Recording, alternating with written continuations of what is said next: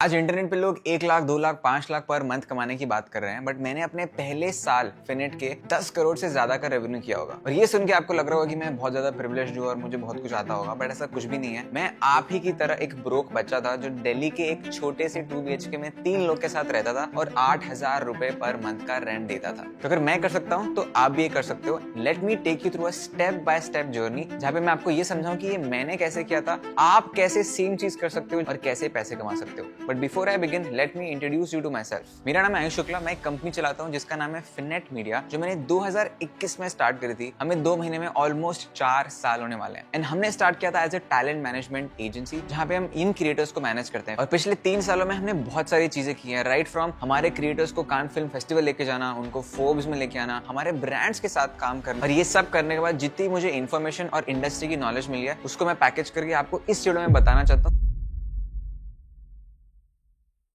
Before I tell you step by step कि आप कैसे स्टार्ट कर सकते हो, मुझे क्विकली इन्फ्लुएंस मार्केटिंग क्या होती है ये समझा देता हूं मैं आपको। इन्फ्लुएंस मार्केटिंग बहुत ही सिंपल है। It's a form of marketing जहां पे क्रिएटर को यूज किया जा रहा है आपके प्रोडक्ट को मार्केट करने के लिए, और हमारा रोल वहां पे ये रहता है कि हम सही ब्रांड को सही क्रिएटर से कनेक्ट कर रहे हैं ताकि उनको सही काइंड ऑफ रिजल्ट्स भी आए। इसमें ब्रांड का ये फायदा होता है कि वो क्रिएटर की ऑडियंस के पास जा पाते हैं और क्रिएटर्स पैसे कमाते हैं। फॉर एग्जाम्पल, हमने बहुत सारे ब्रांड कोलैबोरेशन किए लास्ट 3.5 साल में। अब वो एज सिंपल एज हो सकता है कि अनुष्का को एक ICICI बैंक से कनेक्ट करना, या शरण को डिटो से करना, या रेवंत को ऑरेंज हेल्थ से कनेक्ट करना। यहाँ पे एक क्रिएटर और एक ब्रांड के बीच में मैरिज हो रही है, which makes sense for both the parties and creates a win-win situation। हम लोग एक मिडिल मैन का काम करते हैं, बट मिडिल मैन होना लगता है लोगों की बहुत गलत बात है, but the truth is a lot of businesses are middle man businesses. The only thing is that आपको as a middle man value add करना आना चाहिए। अगर आप सोचो बम्बल और टिंडर, ये लोग भी मैच मेकिंग बिजनेसेस ही है, हम भी मैच मेकिंग बिजनेस में ही है। हम क्रिएटर और ब्रांड को कनेक्ट कर रहे हैं, वहाँ पे एक मेल और एक फीमेल को कनेक्ट कर रहे हैं। बट अगर आप उबर या जोमेटो जैसे ब्रांड्स भी देखो, वहाँ पे डिमांड को और सप्लाई को मैच किया जा रहा है। तो मिडिलमैन हर जगह होते हैं। आपको ऐसा मिडिलमैन बनना है जो वैल्यू ऐड करे, जो अनेबल करे। तभी हमारे फिनेट में मोटो कहते हैं enable creators empower brands, because हमारी वजह से क्रिएटर्स पैसे कमा पाते हैं और हमारी वजह से ब्रांड्स और बड़े होते हैं। बहुत लोग का ये भी सवाल होता है कि यार अगर क्रिएटर के पास ऑडियंस है, ब्रांड के पास पैसा है, तो वो खुद क्यों नहीं कर सकते? Well, exactly my point. आपको एक ऐसा मिडिलमैन बनना पड़ेगा जो दोनों तरफ वैल्यू ऐड कर पाए, नहीं तो वो लोग हमेशा खुद ही एक साथ काम करेंगे। एक क्रिएटर को जरूरत पड़ती है एक मैनेजमेंट एजेंसी की, क्योंकि वो अपने कंटेंट में काम कर रहा होता है। उनको नेगोशिएशन, सेल्स, ब्रांड को रीच आउट करना, ब्रांड से बात करना, लीगल एग्रीमेंट्स करना, क्या वो कंटेंट, वो ब्रांड उनके लिए सूटेबल है, उनकी पोजीशनिंग देखना, उनका PR देखना, ये सारा काम वो अकेले नहीं कर सकते। And at the same time brand को इन्फ्लुएंस मार्केटिंग अभी उतनी समझ में नहीं आती है। And when we come in, we help them match with the right creators, not spend extra money on the creators,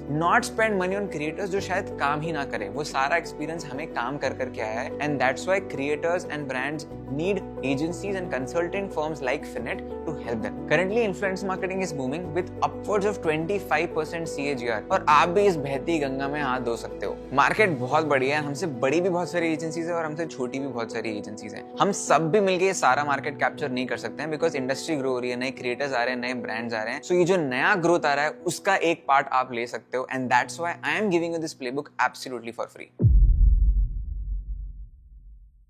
पहले मैं आपको बता दूं कि मैंने कैसे किया था, before I tell you the steps that you can follow as well. So back in 2019 and 2020 मैं यश शर्मा के साथ जब परफॉर्मेंस मार्केटिंग इंटर्नशिप करता था, तब यश ये वाले काम करता था जहाँ पे he was helping a few creators of his get brand deals. वो साकेत गोखले के लिए ब्रांड डील्स लेके आते थे, वो खुद के ब्रांड डील्स करते थे, और एक वाओ स्किन साइंस करके एक ब्रांड था। एंड मैं जब पॉडकास्ट चलाता था, मेरे 2-3 क्रिएटर इकोनॉमी में दोस्त बन गए थे, वेदांत रस्टी जैसे, जय कपूर जैसे, जो एक क्रिएटर एक छोटे लेवल पे थे। तो मेरे दिमाग में ये आया कि मैं ये यश से वाओ स्किन साइंस वाली डील लाके जय और वेदांत भी दे सकता हूँ। वाओ स्किन साइंस ने हाँ बोल दिया था, और जय और वेदांत को मैंने वो 30-40 हजार रुपए की ब्रांड डील दी थी, जिसमें मैंने टोटल 10,000 रुपए पर डील कमाया था। तब मुझे समझ में आया कि यार ये भी एक मार्केट है, ये इन्फ्लुएंसर मार्केटिंग होती है जहाँ पे एक ब्रांड और क्रिएटर को आप कनेक्ट कर रहे हो। एंड तब हमें समझ में आया कि यहाँ पे बहुत सारा पोटेंशियल है। But before we became big, I had to face a lot of setbacks which you should know about, because जब आप स्टार्ट करोगे आपको भी ऐसे सेटबैक्स आएंगे। तो 2020-2021 में मैं ये करता था, ब्रांड्स को रीच आउट करता था लिंक्डइन पे और बोलता था कि मैं आपके लिए इन्फ्लुएंस मार्केटिंग कर सकता हूँ। But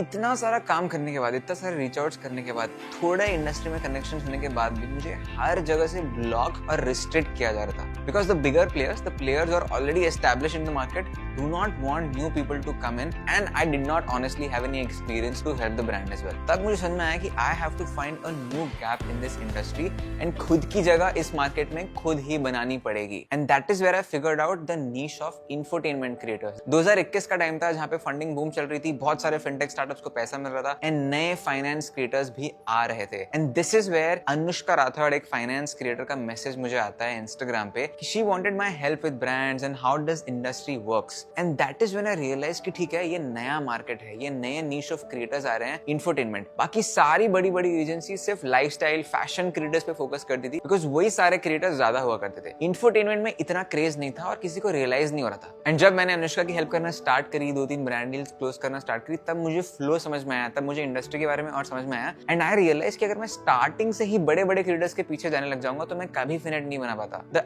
actual way to get into anything is start small and then make that big. अब इंडस्ट्री में गैप तो ढूंढ लिया है, बट ये भी समझना बहुत जरूरी है कि सिर्फ गैप ढूंढने से कुछ नहीं होता है, एग्जीक्यूशन और स्किल सेट होना बहुत जरूरी है. और इस इंडस्ट्री में अगर आपको सक्सेसफुल होना है तो आपके पास 2 स्किल बहुत अच्छे से होनी चाहिए. एक है सेल्स की स्किल और दूसरी है रिलेशनशिप मैनेजमेंट. सेल्स की स्किल तो सबसे ज्यादा इंपॉर्टेंट है. अगर आपको अपने आप को बेचना नहीं आता है तो आप अपने क्रिएटर्स को कैसे बेचोगे? सबसे पहले आपको अपने आप को बेचना है क्रिएटर को, even before you start selling your creators to the brand. Why should a creator invest their life with you? That is when you need to sell yourself to the creator that आप क्यों उनके लिए वो management agency हो जो उनको make या break कर सकता है. सेकेंडली, आपको ब्रांड को जाके समझाना है कि क्यों उनको आपका क्रिएटर लेना चाहिए. Why is your creator the right fit for the brand? Every brand that you propose the creator to, सारे ब्रांड्स पूछने वाले हैं मैं ये क्रिएटर क्यों लूं, इसमें ऐसा क्या है जो मुझे लेके मेरी हेल्प करेगा. And that is a sales skill that you will have to develop over a period of time if you want to close deals and make money on those deals. जैसे जैसे आप ब्रांड डील्स क्लोज करने जाओगे आपकी deal की value भी बढ़ेगी. वो स्टार्ट शायद हजारों से हो, फिर लाखों में जाए और वो करोड़ों में भी जा सकती है. And this is where the point 2 is very important, which is relationship and trust. Relationship जितनी ज्यादा अच्छी होगी, ट्रस्ट उतना ज्यादा होगा, और ट्रस्ट जितना ज्यादा होगा उतनी ज्यादा डील साइज और डील की वैल्यू क्लोज हो सकती है. अब आपको लग रहा हो ये बहुत बड़ी एजेंसीज कर सकती हैं, और सच बताऊं तो सारे बड़े ब्रांड सारी बड़ी एजेंसीज के साथ ही काम करते हैं. बट क्या इसका मतलब ये कि आप इन्फ्लुएंस मार्केटिंग में पैसे ही नहीं कमा सकते?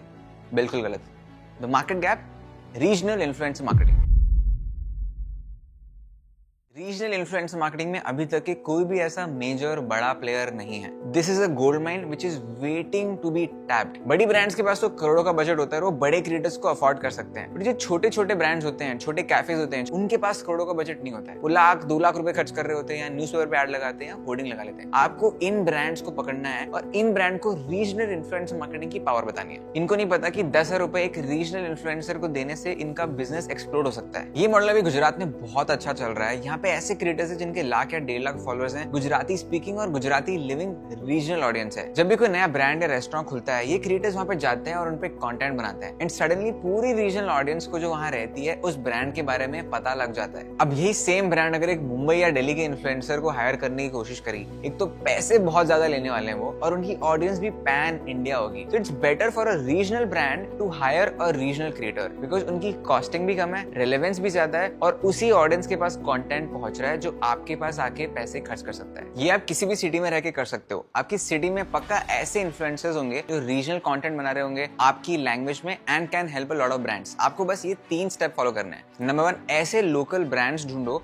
जिनको आप हेल्प कर सकते हो विद दिस रीजनल क्रिएटर्स. ये मैक्सिमम न्यूज़पेपर में आर्टिकल कर रहे होंगे, परफॉर्मेंस मार्केटिंग कर रहे होंगे, या होर्डिंग चला रहे होंगे. इनको समझाओ कि कितना पैसा डाल के इनको क्या ROI आ सकता है. नंबर 2, रीजनल क्रिएटर्स को ढूंढो और उनसे कनेक्ट करो, उनको हेल्प करो मोनेटाइज करने में बिकॉज इनको इतना बिजनेस नहीं आता है. And number 3, marketing campaign design करो. वो लोकल ब्रांड को समझाओ कि किस टाइप का कैंपेन करना पड़ेगा, किस टाइप के क्रिएटर के साथ काम करना पड़ेगा और क्या कंटेंट बनाना चाहिए. फॉर एग्जांपल, राजकोट सिटी में भी एक स्टारबक्स खुला है. आप वो फ्रेंचाइजी ओनर के पास जाओ, उनसे 1 लाख रुपए का बजट 20,000 अपना कैंपेन परफॉर्मेंस का फी रखो और बाकी 80,000 क्रिएटर्स में डिस्ट्रीब्यूट कर दो जो वो स्टारबक्स को विजिट करेंगे, कंटेंट बनाएंगे और वो स्टारबक्स की ब्रांडिंग करेंगे. ये एक्चुअली ऑलरेडी हो चुका है, जो मेरे एक दोस्त ने मुझे बताया था जो राजकोट में रहता है. एंड ऐसे अपॉर्चुनिटीज आपके धीरे धीरे बढ़ेंगे. Once you do a campaign for Starbucks, take that case study, go to another brand and then another brand and slowly the scale of your brands and budget will increase. An example of this is Tamada media, जो कि एक Hyderabad based agency है जो south India के creators में बहुत अच्छा काम करती है. उनके उनके साथ बहुत सारे इन्फ्लुएंसर मार्केटिंग कैंपेन्स और आईपी कंटेंट क्रिएशन करती है। Regional influencer marketing is actually one of the most cost effective methods of digital marketing. और ये ऐसा मॉडल है जो स्केल करता है। ब्रांड आपके साथ बार बार छोटे छोटे कैंपेन करते रहेंगे और उस ब्रांड को देख के आपके सारे लोकल ब्रांड्स आपके पास आना शुरू कर देंगे कि हमारे लिए भी ये रीजनल इन्फ्लुएंसर मार्केटिंग कैंपेन आप कर दो। ये मार्केट अभी बहुत ज्यादा फ्रैगमेंटेड है और अनऑर्गेनाइज्ड है। अगर आप इसमें अपनी एक्सपर्टीज बना लेते हो तो आपका स्केल ऑटोमेटिकली हो जाएगा, बिकॉज यहाँ बड़े प्लेयर्स नहीं है। Queries will come to you instead of you reaching out to brands. वो याद रखना, scale always comes from inbound and not outbound. And if you are interested in starting this और if you are already doing this, make sure that you reach out to me at ayush@finetmedia.com. I would love to collaborate and help you scale this business as well. So अगर आज की video देख के आपको अंदर से आवाज आ रही है कि आप भी ये इंडस्ट्री में कुछ कर सकते हो,